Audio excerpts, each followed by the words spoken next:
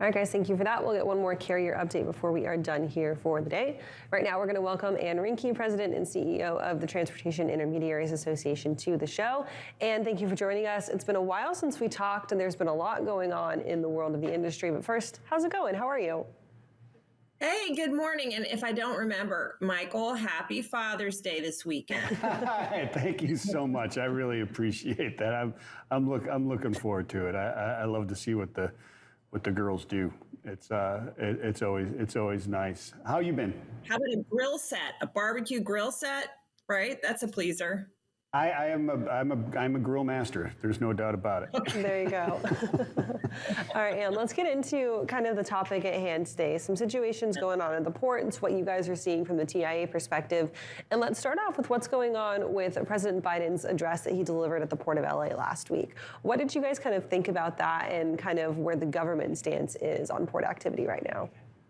Sure. I think what we heard loud and clear is that if the negotiations break down between management and labor on the West Coast ports, that the government will intervene. And they understand it. The administration understands it's too vital right now with our supply chain congestion not to do something to make sure that the freight continues to move fluidly and that there is not a complete shutdown in what's going out from the ports. Already, we're very congested, as you know. Already, we've had so much stress at the ports for a variety of reasons, from the chassis supply to rail service to labor. And so I think what we hear there is that the administration will be involved if they need to be.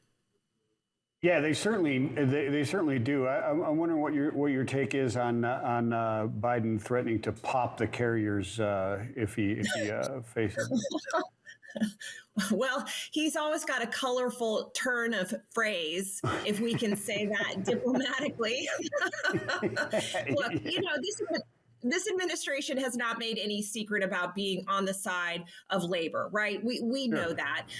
And so, yes, I think they will tend to side more with the union guys than they do with management. But that being said, there will be an appreciation for how to modernize the port and continue having, I think there'll be a recognition there'll probably have to be a little bit more automation going forward. What that looks like, I don't know. I'm not in the middle of the negotiations, but I think that while there'll probably be a little bit more on the side of the unions, there will be a recognition that we got to be competitive.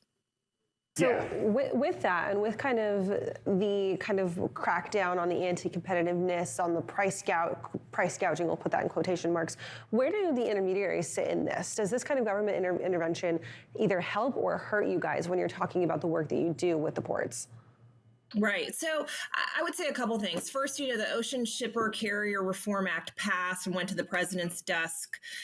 We were supportive, the TIA was supportive of that legislation, not because we're necessarily want to get in the middle of, whether or not there's monopolies and all that kind of thing, but mainly because there has not been reform in the regulations that govern ocean shipping in over 25 years. And so what that means is the detention and demurrage, for example, which can punish our members, when containers just sit and they end up having to pay for that hasn't been modernized. And so we wanted to have a fresh look at that to make sure, is this fair? Are we have every stakeholder's interests at heart, et cetera.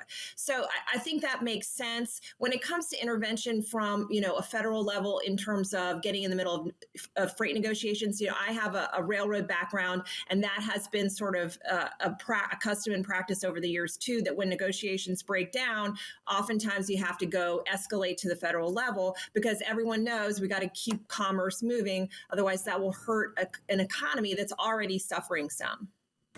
Yeah, and we don't want to use that as a weapon of negotiations, right? Because one side's going to have to cave. But so let's talk about the flow of freight into the U.S. West Coast now moving towards East Coast. Are you still seeing that? And is it kind of up?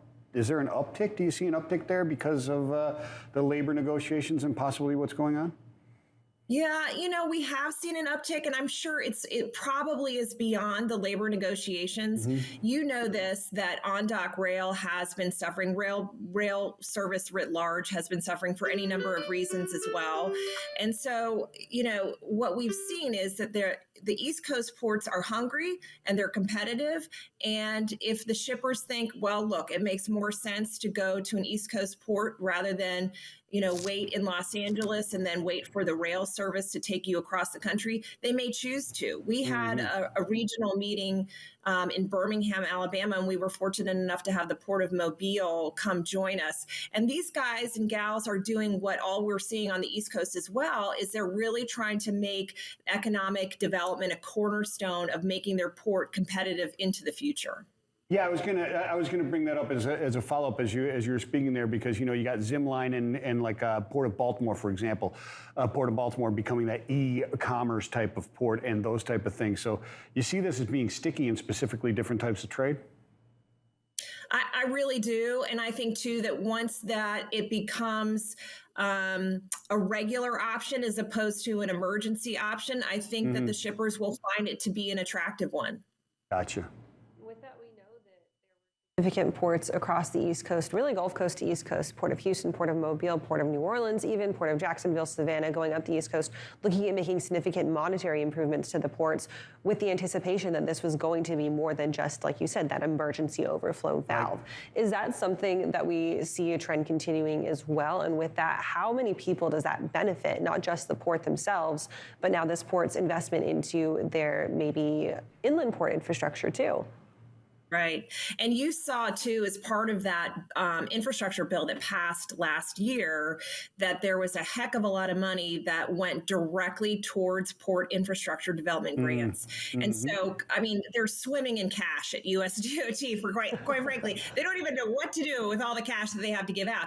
Although, obviously, inflation has a little bit of an impact on that. But that being said, yes, I mean, this provides opportunities for both inland ports and those smaller ports who are looking to get larger, the Port of Savannah, for example, or Jack's Port in Florida, all of those ports along the East Coast. It provides an opportunity for them to really expand, mobilize, automate, whatever they can to be competitive.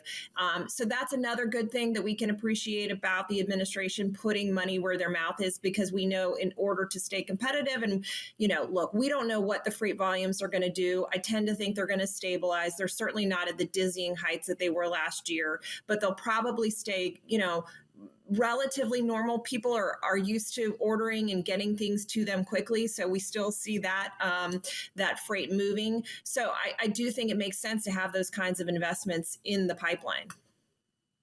Excellent stuff. And always nice to talk to you and have your insights. Very, very informative. Thank you very much for that.